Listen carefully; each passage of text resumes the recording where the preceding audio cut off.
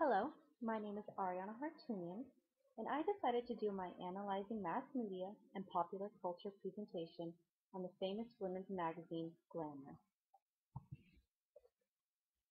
Glamour magazine is read mostly by adult women in their late 20s and 30s, but its target audience is geared toward women between the ages of 18 and 49. Although it reaches a subscription audience of only around 1.5 million readers, it is seen daily by millions of women everywhere on magazine stands in grocery stores and superstores like Target and Walmart. The magazine features a different woman on the cover every month, one who is obviously very glamorous in her own way, but also one who is strong and somewhat of a power figure.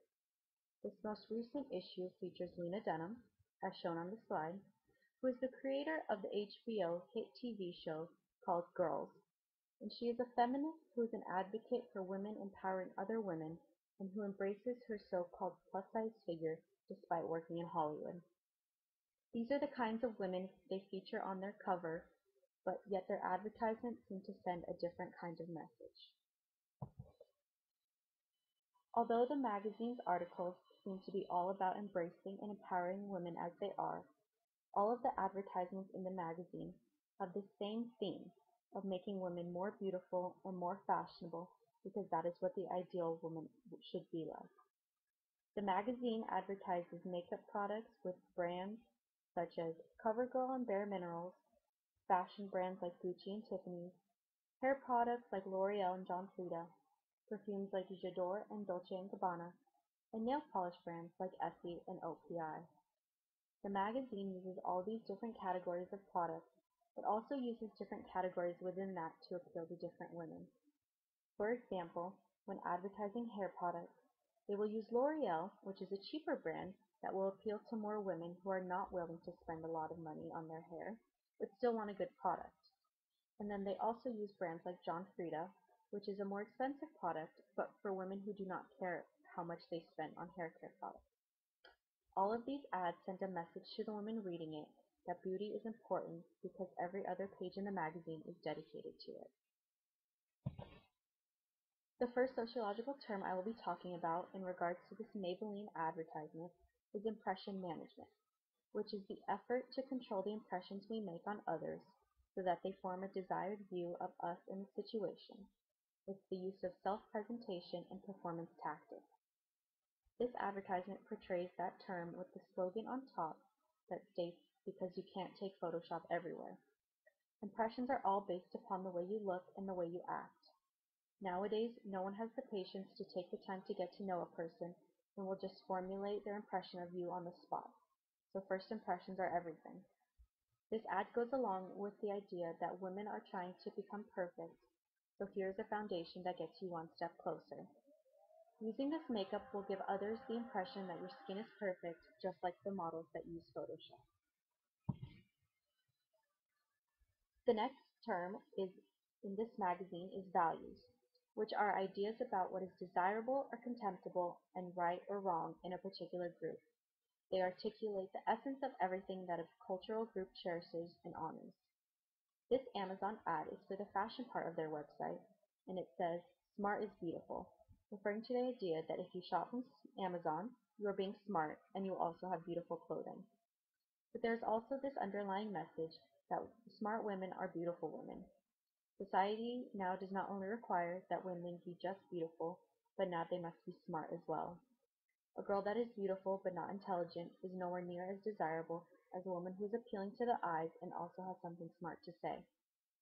So this ad is saying if you want to be beautiful, start thinking smart and buy from Amazon. The next sociological term I will use to describe this ad in the magazine is region, which is the dramaturgical perspective, the context or setting in which the performance takes place. The reason I see this in this ad is because of the quote they used by Marilyn Monroe, which says, "In Hollywood, a girl's virtue is much less important than her hairdo." Hollywood is a place filled with actors and actresses and people who are trying to make it big in life, which fits perfectly with this dramaturgical perspective that we are all actors playing a part on the stage of life. Hollywood is one of those cities that everyone desires to go to, and if Marilyn Monroe is telling you that living in Hollywood requires your hair to look good and the only way to do this is to use sexy hair products, you are going to want to go out and get that product. Hollywood is the place to be as an actress, and if your hair is the most important thing, you're going to make sure it's perfect.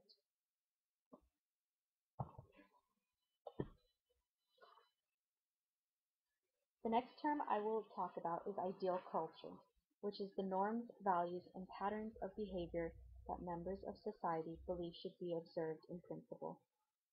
To show this magazine's use of this term, I am showing you this ad by Dove in their Real Beauty campaign. On the ad, it says that the company made the decision to use real women after research showed 98% of British women think models used in beauty advertising are unrealistic. This is largely true because the majority of women do not look like the models shown in ads. So women are less likely to relate to the ad and are then given this unrealistic expectation of what they should look like or strive to look like.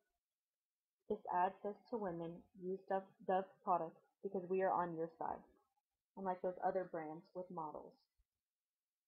Girls all across the country wish that it was socially acceptable that whatever size you are still considered to be beautiful. This ad fits that ideal culture that so many wish were true.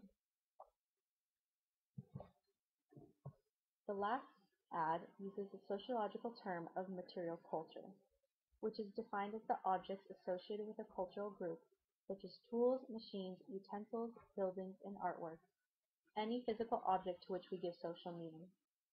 In this case, the physical object to which we give social meaning to is the iPhone.